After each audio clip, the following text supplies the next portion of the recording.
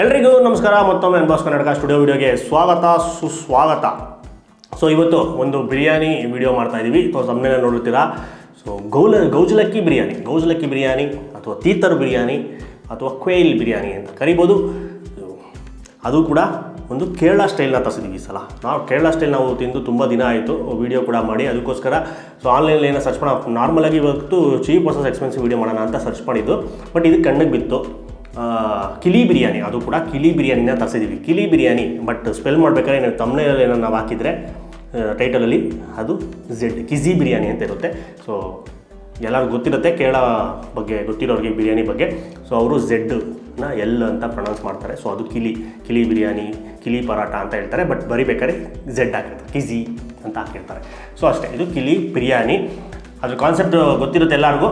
But ಅದನ್ನು unbox ಮಾಡಿಬಿಟ್ಟು ತೋರಿಸ್ತೀನಿ ಅದು ಯಾವ ಥರ ಪ್ರೆಸೆಂಟೇಷನ್ ಇರುತ್ತೆ ಅಂತ. ಒಂದು ಮೇಯ್ನಾಗಿ ತರಿಸಿದ್ದು ಬಂದು ತೀತರ್ಗೋಸ್ಕರ. ತೀತರ್ ತಿಂದು ತುಂಬ ದಿನ ಆಯಿತು. ಶ್ರಾವಣ ಮುಗೀತು, ಈಗ ನಾನ್ ವೆಜ್ ಬೇಟೆ ಸ್ಟಾರ್ಟ್ ಆಗುತ್ತೆ. ಸ್ವಲ್ಪ ಜನ ಗಣೇಶ ಹಬ್ಬವ್ರಿಗೂ ಕಾಯ್ತಾರೆ. ಬಟ್ ಸೊ ತುಂಬ ಜನ, ಮೆಜಾರಿಟಿ ಜನ ನೆನ್ನೆನೇ ಅಮಾವಾಸ್ಯೆಗೆ ಶ್ರಾವಣ ಮುಗೀತು ಅಂದ್ಬಿಟ್ಟು ಇವತ್ತಿಂದ ಬ್ಯಾಟಿಂಗ್ ಶುರು ಮಾಡ್ತಾರೆ. ಅವ್ರಿಗೋಸ್ಕರ ಸ್ಪೆಷಲ್ ಆದ ವಿಡಿಯೋ ಹೇಳ್ಕೊಂಡು ಅನ್ಬಾಕ್ಸ್ ಮಾಡೋಣ.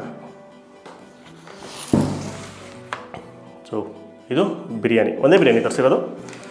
ಬಿಲ್ಲು ಸೇರಿಗೆ ಹಾಕಿ ಓಪನ್ ಮಾಡುವ. ಇದು ಪ್ರೈಸ್ನ ಡಿಸ್ಕ್ರಿಪ್ಷನಲ್ಲಿ ಮೆನ್ಷನ್ ಮಾಡಿರ್ತೀವಿ.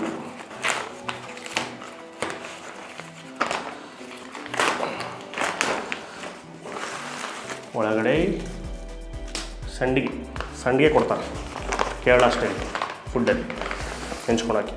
ಆಮೇಲೆ ಮೊಸರು ಬಜ್ಜಿ ಏನು ಕೊಟ್ಟಿದ್ದಾರೆ ಹೇಳಿ. ಇದು ಕೇರಳ ಸ್ಟೈಲ್ ಬಿರಿಯಾನಿಯಲ್ಲಿ ಯಾವಾಗಲೂ ಉಪ್ಪಿನಕಾಯಿ ಕೊಡ್ತಾರೆ ನೆಂಚ್ಕೊಳಕ್ಕೆ. ಉಪ್ಪಿನಕಾಯಿ ಜೊತೆ ನೆಂಚ್ಕೊಂಡು ತಿನ್ನೋದು ಬಿರಿಯಾನಿನ. ಈ ಥರ ಒಳಗಡೆ ಓಪನ್ ಮಾಡಿ ನೋಡೋಣ. ಸೊ ಕಾನ್ಸೆಪ್ಟು ಬೇರೆ ಇದೆ, ಕಿಲಿ ಬಿರಿಯಾನಿ ಅಂದರೆ ಏನು ಅಂತ.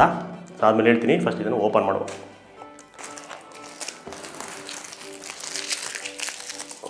ಓಪನ್ ಮಾಡಿದರೆ ಠಣ. ಇದು ನೋಡಿದ ತಕ್ಷಣ ಎಲ್ಲರೂ ಏನು ಗೀ ರೈಸ್ ತೋರಿಸ್ತಾ ಇದ್ದೀರಾ ಬಿರಿಯಾನಿ ಅಂದ್ಬಿಟ್ಟು ಅಂದರೆ, ಸೊ ಕೇರಳ ಸ್ಟೈಲಲ್ಲಿ ಇದೇ ಥರ ಬರೋದು. ವೈಟಿಶ್ ಆಗಿರುತ್ತೆ.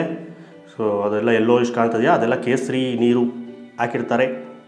ಆಮೇಲೆ ಸೇಮ್ ದಮ್ ಬಿರಿಯಾನಿ ಥರ ಒಳಗಡೆ ನಿಮಗೆ ಮಸಾಲೆ ವಿತ್ ಪೀಸ್ ಇರುತ್ತೆ. ಸೊ ಇದನ್ನು ನೀಟಾಗಿ ಒಂದು ಪ್ಲೇಟ್ನ ತಗೊಂಡು ದಬಾಕ್ಬಿಡ್ಲ. ಚಡ. ಬಟ್ ಒಂದೇನು ಅಂದರೆ, ನಾವು ಇದು ತರಿಸಿದ್ದು ಇನ್ನೊಂದು ಕಾರಣ ಏನು ಅಂದರೆ, ಒಂದು ಬಂದು ಕ್ವೇಲ್ ಗೋಜಲಕ್ಕಿಗೋಸ್ಕರ. ಇನ್ನೊಂದು ಕಾರಣ ಏನು ಅಂದರೆ ಕಿಲಿ ಬಿರಿಯಾನಿ ಅಂದರೆ ಏನು, ಬಾಳೆ ಎಲೆಯಲ್ಲಿ ಸುತ್ತಿ ಬಿರಿಯಾನಿನ ಸ್ಟೀಮ್ ಮಾಡ್ತಾರೆ. ಅದು ಕಿಲಿ ಬಿರಿಯಾನಿ. ಬಾಳೆ ಎಲೆಯಲ್ಲಿ ಸುತ್ತಿರ್ತಾರೆ ಹಿಂಗೆ. ಸೊ ಹಂಗೆ ಕೊಡ್ತಾರೆ ಡಬ್ಬದಲ್ಲಿ ಇಟ್ಬಿಟ್ಟು ಅಂತ ಅಂದ್ಕೊಂಡಿದ್ವಿ. ಬಟ್ ಆ ಥರ ಕೊಟ್ಟಿಲ್ಲ. ಓಪನ್ ಮಾಡಿಬಿಟ್ಟು ನಾರ್ಮಲ್ ಬಿರಿಯಾನಿ ಥರ ಪ್ಯಾಕ್ ಮಾಡಿ ಕೊಟ್ಬಿಟ್ಟಿದ್ದಾರೆ. ಸೊ ಏನು ಮಾಡೋಕ್ಕಾಗಲ್ಲ, ಅದೊಂದು ಎಕ್ಸ್ಪೀರಿಯೆನ್ಸ್ ಚೆನ್ನಾಗಿರುತ್ತೆ. ನೀವು ಅದು ಹಂಗೆ ಕೊಟ್ಟರೆ ಮುಚ್ಚಿರೋದು ಬಾಳೆ ಎಲೆಯಲ್ಲಿ ಕಟ್ಬಿಟ್ಟಿರ್ತಾರೆ. ಸೊ ಕಿಲಿ ಪರಾಟನೂ ಕೂಡ ಹಂಗೆ ಬರೋದು. ಪರಾಟ ಗ್ರೇವಿ ಹಾಕಿ ಒಂದು ಲೇಯರ್ 3 ಪರಾಟ ಹಾಕ್ಬಿಟ್ಟು ಮುಚ್ಚಿಬಿಟ್ಟು ಅದನ್ನು ಮತ್ತೆ ಸ್ಟೀಮ್ ಮಾಡಿರ್ತಾರೆ. ಸೊ ಅದರಲ್ಲಿ ಅದು ಬಾಳೆ ಎಲೆ ಫ್ಲೇವರು, ಅದ್ರಲ್ಲಿ ಪೌಷ್ಟಿಕಾಂಶ ಎಲ್ಲ ಹೀರ್ಕೊಂಡಿರುತ್ತೆ. ಸೊ ಅದೇ ಮಜಾ. ಅದು ಪಾರ್ಸಲ್ಗೂ ಅದೇ ಥರ ಕೊಟ್ಟರೆ ಆ ಎಕ್ಸ್ಪೀರಿಯೆನ್ಸ್ ಚೆನ್ನಾಗಿರುತ್ತೆ ಕಸ್ಟಮರ್ಸ್ಗೆ ಅದನ್ನು ಓಪನ್ ಮಾಡಿ ತಿನ್ನೋದಕ್ಕೆ. ಅದೇ ಕಾರಣದಲ್ಲಿ ತರಿಸಿದ್ದು, ತಮ್ಮನೇಲಿ ಒಳ್ಳೆ ಫೋಟೋ ಆಗುತ್ತೆ ಅಂತ. ಬಟ್ ಏನು ಮಾಡೋಣ, ಬಂದಿಲ್ಲ. ಬಟ್ ಕಿಲಿ ಬಿರಿಯಾನಿ ಕಾನ್ಸೆಪ್ಟ್ ಅದೇನೆ, ಬಾಳೆ ಎಲೆಯಲ್ಲಿ ಮುಚ್ಚಿರುತ್ತೆ. ಸೊ ಈಗ ಒಳಗಡೆ ತೋಡೋಣ. ಆಮೇಲೆ ಇನ್ನೊಂದು ರೆಸ್ಟೋರೆಂಟ್ ನೇಮ್ ಹೇಳಿರಲ್ವ, ಇಲ್ಲಿಂದ ತರಿಸಿದ್ದು ಅಂತ. ಇದು ಸ್ವಿಗ್ಗಿನಲ್ಲಿ ತರಿಸಿದ್ದು, ಈ ಉಳಿಮಾವು ಬ್ರಾಂಚಿಂದ. ಚಕ್ಕ ಮಾಂಗಾ ತೇಂಗಾ ಅಂತ ರೆಸ್ಟೋರೆಂಟ್ ನೇಮು. ಸೊ ಚಕ್ಕ ಮಾಂಗಾ ತೇಂಗಾ ಅಂದರೆ ಜಾಕ್ ಫ್ರೂಟು, ಮ್ಯಾಂಗೋ, ಕೋಕೋನಟ್ ಅಂತ ಅರ್ಥ ಮಲಯಾಳಮಲ್ಲಿ. ಸೊ ಅಲ್ಲಿಂದ ತರಿಸಿರೋದು. ಉಳಿಮಾವು ಬ್ರಾಂಚು ನಮ್ಗೆ ಹತ್ರ ಇತ್ತು, ಅಲ್ಲಿಂದ ಬಂತು. ಸೊ ಈಗ ಇದು ಕದರ್ಸ್ಬಿಟ್ಟು ಒಳಗಡೆ ಪೀಸ್ ಕೊಡೋಣ. ಅದೊಂದು ಎಕ್ಸ್ಪೆಕ್ಟೇಷನ್ ಇದೆ. ಅದು ನಮಗೆ ಎಕ್ಸ್ಪೆಕ್ಟೇಷನ್ ಥರನೇ ಬಂದಿದೆ ಅಂತ ಗೊತ್ತಿಲ್ಲ. ಗೋಜಲಕ್ಕಿನ ಹುಡುಕುವ ಸಮಯ ಈ ಥರ ಇರುತ್ತೆ ನೋಡಿ. ಮಸಾಲೆ ಹೇಳಿದ್ನಲ್ಲ, ಮಸಾಲೆ ಎಲ್ಲ ಕೆಳಗಿರುತ್ತೆ. ಸೊ ಸೇಮ್ ಈ ಹೈದ್ರಾಬಾದಿ ಬಿರಿಯಾನಿ ಎಲ್ಲ ಮಾಡ್ತಾರಲ್ಲ, ಅದೇ ಕಾನ್ಸೆಪ್ಟು. ರೈಸ್ ಸಪ್ರೇಟ್ ಇರುತ್ತೆ, ಪೀಸ್ ಸಪ್ರೇಟ್ ಇರುತ್ತೆ. ಇದು ಮಾತ್ರ ಎಕ್ಸ್ಪೆಕ್ಟೇಷನ್ ತಕ್ಕನಾಗೆ ಬಂದಿದ್ದೆ. ಕ್ವೇಲ್ ಫುಲ್ಲು ಒಂದು ಪಕ್ಷಿ ಫುಲ್ ಆಗಿ ಇಷ್ಟೇ ಒಂದು ಪೀಸು ಗೋಜಲಕ್ಕಿ ಬರೋದು. ಪುಟಾಣಿದು ಗೌಜಲಕ್ಕಿ. ಇದನ್ನು ಕಟ್ ಪೀಸ್ ಮಾಡಿ ಹಾಕ್ಬಿಟ್ಟಿರ್ತಾರೇನೋ ಅಂದ್ಕೊಂಡೆ. ಇಲ್ಲ, ಫುಲ್ ಕೋಳಿ ಹಂಗೆ ಬೇಯಿಸಿರೋದು. ಗ್ರೀನ್ ಕಲರ್ ಮಸಾಲೆ ಬರುತ್ತೆ. ಈ ಪೀಸಲ್ಲಿ ಜಾಸ್ತಿ ಮಸಾಲೆ ಇರುತ್ತೆ, ಯಾಕಂದರೆ ಇದರಲ್ಲೇ ಫ್ರೈ ಮಾಡ್ಕೊಳೋದು ಪೀಸಲ್ಲಿ. ರೈಸ್ನ ಆಮೇಲೆ ಮೇಲ್ಗಡೆ ಇರುತ್ತೆ, ಲೇಯರ್ಗೆ ಹಾಕ್ಬಿಟ್ಟು ದಮ್ ಕಟ್ಟಿರ್ತಾರೆ. ಸೊ ನಿಮಗೆ ಈ ಮಸಾಲೆ ಬಿಟ್ಬಿಟ್ಟು ಪೀಸ್ ಬಿಟ್ಬಿಟ್ಟು ಬರೀ ರೈಸ್ನ ತಿಂದರೆ ನಿಮ್ಗೆ ಏನು ಫ್ಲೇವರ್ ಇರಲ್ಲ, ಬರೀ ಅದರಲ್ಲಿ ಚಕ್ಕೆ ಲವಂಗ ಫ್ಲೇವರ್. ಸೇಮ್ ಹೈದ್ರಾಬಾದಿ ಬಿರಿಯಾನಿ ಥರನೇ ಕಾನ್ಸೆಪ್ಟು. ಸೊ ಅಷ್ಟೇ, ಇದು ಮಸಾಲೆ ಡಿಫ್ರೆಂಟ್ ಗ್ರೀನ್ ಕಲರು. ಈಗ ಶುರು ಮಾಡೋಣ. ಫಸ್ಟು ರೈಸ್ ತಿನ್ನೋಣ, ಆಮೇಲೆ ತೆಗೆದುಬಿಡೋಣ.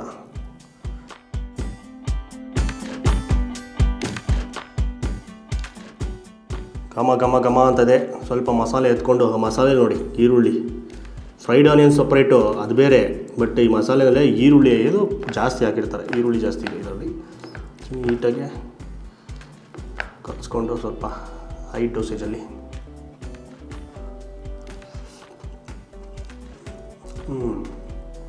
ಇನ್ನೊಂದೇನೆಂದರೆ, ಈ ಥರ ಬಿರಿಯಾನಿ ಖಾರ ಇರಲ್ಲ ಅನ್ಸ್ಕೊತೀವಿ ನೀವು ನೋಡಿದಾಗ. ಬಟ್ ಏನು ಖಾರ ಇದೆ ಗೊತ್ತಾ, ಬಾಯಲ್ಲಿ ಟಚ್ ಆಗ್ತಿದೆ, ನಾಲ್ಗೆ ಟಚ್ ಆಗ್ತಿದ್ದಂಗೆ ಖಾರ ಜಾಸ್ತಿ ಫೀಲ್ ಆಗ್ತಿದೆ. ನಾರ್ಮಲ್ಗಿಂತ ಖಾರ ಜಾಸ್ತಿ ಫೀಲ್ ಆಗ್ತಿದೆ. ಒಳ್ಳೆ ಚಿಲ್ಲಿ ಚಿಕನ್ ತಿನ್ನಂಗೆ ಅನಿಸ್ತು, ಯಾಕಂದರೆ ಗ್ರೀನ್ ಚಿಲ್ಲಿ ಜಾಸ್ತಿ ಹಾಕಿರ್ತಾರೆ ಗ್ರೇವಿನಲ್ಲಿ. ಸೊ ನೋಡಿ, ಪೀಸಸ್ ಕೂಡ ಇದೆ, ಪೇಸ್ಟ್ ಮುಖಾಂತರ ಕೂಡ ಹಾಕ್ಕೊಂಡಿರ್ತಾರೆ.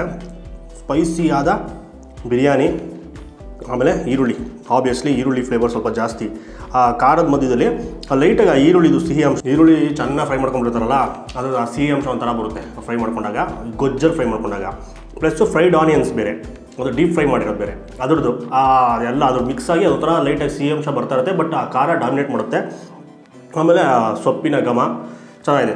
ಇನ್ನು ಸ್ಪೈಸಸ್ಸು, ಆಬ್ವಿಯಸ್ಲಿ ಸ್ಪೈಸಸ್ ಘಮ. ನಿಮಗೆ ರೈಸು ನಾರ್ಮಲ್ ಬರೀ ಈ ಥರ ಮೇಲ್ಗಡೆ ಇರೋ ರೈಸ್ ಇದೆಯಲ್ಲ ನೋಡಿ, ಮಸಾಲೆ ಇಲ್ದಿರೋ ರೈಸು, ಇದರಲ್ಲೂ ಕೂಡ ಮಸಾಲ ಪದಾರ್ಥಗಳದ್ದು ಟೇಸ್ಟ್ ಫೀಲ್ ಮಾಡ್ಬೋದು. ಯಾಕಂದರೆ ಅನ್ನ ಬೇಯಿಸ್ಕೊಬೇಕಾದ್ರೆ ಸಪ್ರೇಟಾಗಿ ಬೇಯಿಸ್ಕೊತಾರೆ ಅನ್ನನ. ಒಂದು 90% ಬಿರಿಯಾನಿ ಮಾಡಬೇಕು ಮುಂಚೆ. ಅದರಲ್ಲಿ ಆ ಚಕ್ಕೆ ಲವಂಗ ಏಲಕ್ಕಿ ಮತ್ತು ಇದು ಪಲಾವ್ ಎಲೆ ಇವೆಲ್ಲ ಹಾಕ್ಬಿಟ್ಟು ಅನ್ನ ಬೇಯಿಸ್ಕೊಂಡಿರ್ತಾರೆ. ಸೊ ಅದರಿಂದ ಬರೀ ಇದನ್ನು ಬರೀ ಅದನ್ನು ಮಾತ್ರ ರೈಸ್ ತಿಂದು ನಿಮಗೆ ಒಂಥರ ಗೀ ರೈಸೇ, ಆಬ್ವಿಯಸ್ಲಿ ಗೀ ರೈಸ್ ತಿಂದಾಗೆ ಫೀಲ್ ಆಗುತ್ತೆ. ಯಾಕಂದರೆ ತುಪ್ಪನೂ ಕೂಡ ಇರುತ್ತೆ, ಸೇಮ್ ಗೀ ರೈಸ್ ಇದ್ದಂಗೆ ಇರುತ್ತೆ. ಮಸಾಲೆ ಇಲ್ದಿರೋ ತಿಂದೆ, ಮಸಾಲೆ ಜೊತೆ ತಿಂದಾಗ ಅದು ಕಿಕ್ಕು, ಇನ್ನು ಸ್ವಲ್ಪ ಎಕ್ಸ್ಟ್ರಾ ಸ್ಪೈಸಸ್ಸು. ಆಮೇಲೆ ಅದು ಆಬ್ವಿಯಸ್ಲಿ ಸ್ಪೈಸಿ ಆದ ಗೊಜ್ಜದು ಖಾರ ಚೆನ್ನಾಗಿದೆ, ಇಷ್ಟ ಆಯಿತು. ಬಟ್ ಇದು ಎಲ್ಲರಿಗೂ ಇಷ್ಟ ಆಗಲ್ಲ. ಈ ಕೇರಳ ಸ್ಟೈಲು ಕೇರಳದವ್ರಿಗೆ ಇಷ್ಟ ಆಗುತ್ತೆ. ಆಮೇಲೆ ಎಲ್ಲ ಫುಡ್ನೂ ಇಷ್ಟಪಡ್ತಾರಲ್ಲ, ಬೇರೆ ಕ್ಯುಸಿನೂ ಟ್ರೈ ಮಾಡ್ತೀವಿ ಅನ್ನೋರಿಗೆ ಇಷ್ಟ ಆಗುತ್ತೆ. ಬಟ್ ಇದು ನಮ್ಮ ನಾಟಿ ಸ್ಟೈಲ್ಗೆಲ್ಲ ಕಂಪೇರ್ ಮಾಡೋಕ್ಕೆ ಹೋಗ್ಬಾರ್ದು, ಇದು ಕಂಪ್ಲೀಟ್ಲಿ ಡಿಫ್ರೆಂಟು ರೆಸಿಪಿ. ಆಮೇಲೆ ಹೈದ್ರಾಬಾದಿಗೂ ಕಂಪೇರ್ ಮಾಡೋಕ್ಕೆ ಹೋಗ್ಬಾರ್ದು, ಅದಕ್ಕೂ ಇದು ಡಿಫ್ರೆಂಟ್ ಇದು ರೆಸಿಪಿ. ಇದು ಒಂಥರ ಗೊಜ್ಜು ಮತ್ತು ಈ ಚಿಲ್ಲಿ ಚಿಕನ್ ಗ್ರೇವಿ ಮತ್ತು ರೈಸು ಮಿಕ್ಸ್ ಮಾಡ್ಕೊಂಡು, ಗೀ ರೈಸ್ ಮಿಕ್ಸ್ ಮಾಡ್ಕೊಂಡು ತಿಂತೀವಲ್ಲ, ಆ ಥರ ಕಾನ್ಸೆಪ್ಟಲ್ಲಿ ಬರುತ್ತೆ.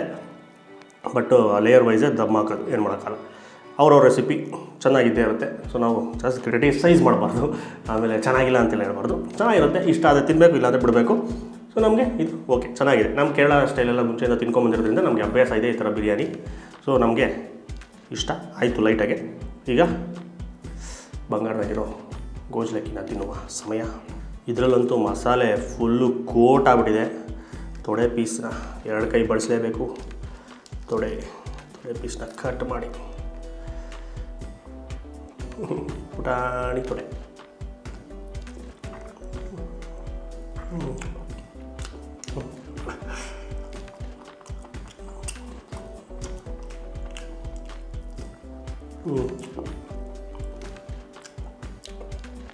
ಸ್ವಲ್ಪ ಸ್ಟ್ರಾಂಗ್ ಆಗಿರುತ್ತೆ. ಆವಾಗಲೇ ಗೊಜ್ಜನ್ನ ರೈಸಲ್ಲಿ ಮಿಕ್ಸ್ ಮಾಡ್ಕೊಂಡು ತಿನ್ನ ಸ್ವಲ್ಪ ಡೈಲ್ಯೂಟ್ ಆಯಿತು. ಬಟ್ ಇದರಲ್ಲಿ ಯಪ್ಪ ಸಾಕತ್ತು ಸ್ಪೈಸಿ.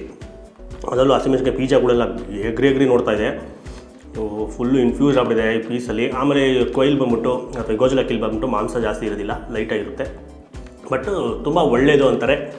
ಹೈ ಪ್ರೋಟೀನ್, ಫ್ಯಾಟು ತುಂಬಾ ಕಮ್ಮಿ. ಪ್ಲಸ್ಸು ಇನ್ನೊಂದೇನು ಅಂದರೆ ಇದರಲ್ಲಿ ಉಷ್ಣಾಂಶ ಜಾಸ್ತಿ ಅಂತಾರೆ. ಉಷ್ಣಾಂಶ ಅಂದರೆ ಹೀಟ್ ಜಾಸ್ತಿ ತಿನ್ನಬಾರ್ದು ಅಂತಲೂ ಹೇಳ್ತಾರೆ.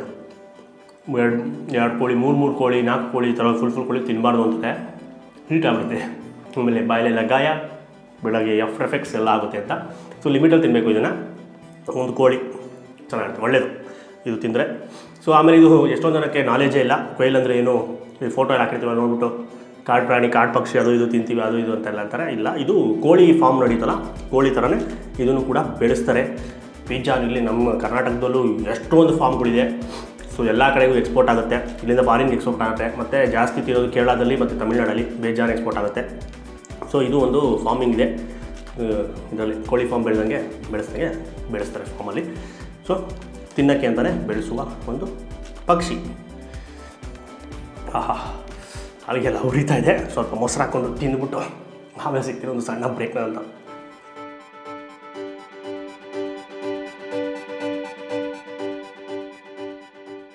ಎಲ್ಲ ಕಡೆ ಉರಿತಾ ಇದೆ, ಇಲ್ಲಿ ಬಾಯಿ ಮೇಲೆಲ್ಲ ಉರಿತಾ ಇದೆ. ಸ್ವಲ್ಪ ತಿನ್ಬೇಕಾದ್ರೆ ಎಲ್ಲ ಮೆತ್ಕೊಂಡ್ಬಿಡ್ತು ಅವಾಗಲೇ. ಸೊ ಆ ಮೊಸರು ಹಾಕ್ಕೊಂಡು ಏನು ಮಾಡೋದು ತಿಂದ್ರೂ ಅದು ಫುಲ್ ತಿಂದು ಮುಗಿಸೋ ವರ್ಷದಲ್ಲಿ ಸೊ ಇದನ್ನು ಎಲ್ಲರಿಗೂ ರೆಕಮೆಂಡ್ ಮಾಡಲ್ಲ. ಸೊ ಖಾರ ತಿನ್ನೋರಿಗೆ ಪ್ಲಸ್ಸು ಈ ಕೇರಳ ಸ್ಟೈಲ್ ಬಿರಿಯಾನಿ ಇಷ್ಟಪಡೋರಿಗೆ, ಈ ಥರ ಸ್ಟೈಲ್ ಬಿರಿಯಾನಿನ ಇಷ್ಟಪಡೋರಿಗೆ ಮಾತ್ರ ರೆಕಮೆಂಡ್ ಮಾಡ್ತೀವಿ. ಒಂದ್ಸಲ ಟ್ರೈ ಮಾಡಿಬಿಟ್ಟು ಚೆಕ್ ಮಾಡಿ. ಸೊ ನಮ್ಮ ಪ್ಯೂರ್ ನಾಟಿ ಸ್ಟೈಲೇ ತಿಂದು ಬೆಳೆದಿರೋರು, ನಮಗೆ ಈ ನಾಟಿ ಸ್ಟೈಲ್ ಬಿಟ್ಟರೆ ಬೇರೆ ಇಷ್ಟ ಆಗಲ್ಲ ಅನ್ನೋರಿಗೆಲ್ಲ ಟ್ರೈ ಮಾಡೋಕ್ಕೆ ಹೋಗ್ಬೇಡಿ. ಆಬ್ವಿಯಸ್ಲಿ ವೇಸ್ಟು, ಯಾಕಂದರೆ ನಿಮಗೆ ಆ ರುಚಿ ಸಿಗೋದಿಲ್ಲ. ಯಾಕಂದರೆ ಇದು ನಮ್ಮ ನಾಟಿ ಸ್ಟೈಲ್ ಥರ ಪಲಾವ್ ಥರ ಎಲ್ಲ ಇರೋದಿಲ್ಲ ಬಿರಿಯಾನಿ, ಇದು ಸಪ್ರೇಟು. ಸೊ ಇದಕ್ಕೇನೆ ಫ್ಯಾನ್ ಬೇಸ್ ಇದ್ದಾರೆ. ಸೊ ತುಂಬಾ ಕಮ್ಮಿ. ಒಂದು ಬೇರೆ ಕ್ಯೂಸಿನ್ನ ಎಕ್ಸ್ಪೀರಿಯೆನ್ಸ್ ಮಾಡಬೇಕು ಅನ್ನೋರು, ಸೊ ತಲೆಯಲ್ಲಿ ಏನೂ ಇಟ್ಕೊಂಡಿರಾ, ಬೇರೆದನ್ನು ಕಂಪೇರ್ ಮಾಡ್ತೀರಾ. ಸೊ ಅದೊಂದೇ ರೆಸಿಪಿ, ಈ ಒಂದೊಂದು ಹೋಟೆಲ್ಗೆ ಒಂದೊಂದು ರೆಸಿಪಿ ಇರುತ್ತೆ. ಸೊ ಆ ರೆಸಿಪಿ ನಾವು ಯಾವ್ದು ರೆಸಿಪಿ ಇದ್ರೂ ತಿಂದ್ಬಿಟ್ಟು ಚೆಕ್ ಮಾಡ್ತೀವಿ ಅಂತ ಎಕ್ಸ್ಪೀರಿಯೆನ್ಸ್ ಮಾಡ್ತೀವಿ ಅನ್ನೋ ಒಂದ್ಸಲ ಟ್ರೈ ಮಾಡಿ ನೋಡಿ. ಬಟ್ ಅದೇ ಖಾರ ತಿಂತ ಮಜಾ ಇರುತ್ತೆ. ಬಟ್ ಆಫ್ಟರ್ ಎಫೆಕ್ಟ್ಸ್ ಸ್ವಲ್ಪ ಕಷ್ಟ. ಅದರಲ್ಲೂ ಕೊಯ್ಲು, ಅದು ಇನ್ನೂ ಡಬಲ್ ಹೀಟ್ ಬೇರೆ, ಚಿಕನ್ಗಿಂತ ಜಾಸ್ತಿ ಹೀಟು. ಬಟ್ ಒಳ್ಳೇದು, ಹೆಲ್ತಿಗೆ ಒಳ್ಳೆಯದು, ಆ ಥರ ತಿನ್ಬೋದು. ನಾವು ಕೊಯ್ಲು ವೀಡಿಯೋ ಮಾಡಿದ್ದೀವಿ, ಎಷ್ಟೊಂದು ಗೋಜ್ಲಕ್ಕಿದು ಕಬಾಬ್ ಎಲ್ಲ ಮಾಡಿದ್ದೀವಿ, ಅದು ಚೆನ್ನಾಗಿರುತ್ತೆ. ಸೊ ಒಂದ್ಸಲಿ ಟ್ರೈ ಮಾಡ್ಬೋದು. ಆಮೇಲೆ ಈ ವಿಡಿಯೋ ಇಷ್ಟ ಆಗಿದ್ರೆ ಜಾಸ್ತಿ ಲೈಕ್ ಮಾಡಿಬಿಟ್ಟು ತುಂಬ ಶೇರ್ ಮಾಡಿ, ಇನ್ಫಾರ್ಮೇಷನ್ ಯಾರು ಗೊತ್ತಾಗಲಿ. ಸೊ ಈ ಥರ ಒಂದು ಬಿರಿಯಾನಿ ಸಿಗುತ್ತೆ ಅಂತ. ಬಟ್ ಅದೇ ಹೋಟ್ಲವರು ನೀವು ಕಿಲಿ ಬಿರಿಯಾನಿ ಅಂತ ಹೇಳಿರೋದ್ರಿಂದ ಸೊ ಅದೇ ಥರ ಪ್ರೆಸೆಂಟ್ ಮಾಡಿದ್ರೆ ಪಾರ್ಸಲ್ಗೂ ಚೆನ್ನಾಗಿರುತ್ತೆ. ರೆಸ್ಟೋರೆಂಟಲ್ಲಿ ಯಾವ ಥರ ಕೊಡ್ತಾರೆ ಅಂತ ಗೊತ್ತಿಲ್ಲ. ಸೊ ಪ್ರೆಸೆಂಟೇಷನ್ ಅದೇ ಥರ ಇದ್ದರೆ ಸೂಪರಾಗಿರುತ್ತೆ. ಆ ಥರ ಎಕ್ಸ್ಪೀರಿಯೆನ್ಸ್ ಬಾಳೆಹಣ್ಣು ಸುತ್ತಕೊಟ್ರೆ. ಸೊ ಅಂತ ಹೇಳ್ತಾ ಈ ವಿಡಿಯೋ ಮುಗಿಸ್ಬಿಡೋಣ. ಆಮೇಲೆ ನಮ್ಮ ಚಾನಲ್ ಇನ್ನೂ ಸಬ್ಸ್ಕ್ರೈಬ್ ಆಗಿಲ್ಲ, ಇದೇ ಥರ ವೀಡಿಯೋಸ್ ಬೇಕು ಅಂದರೆ ಈಗಲೇ ಸಬ್ಸ್ಕ್ರೈಬ್ ಮಾಡ್ಕೊಂಬಿಡಿ. ನಮಸ್ಕಾರ.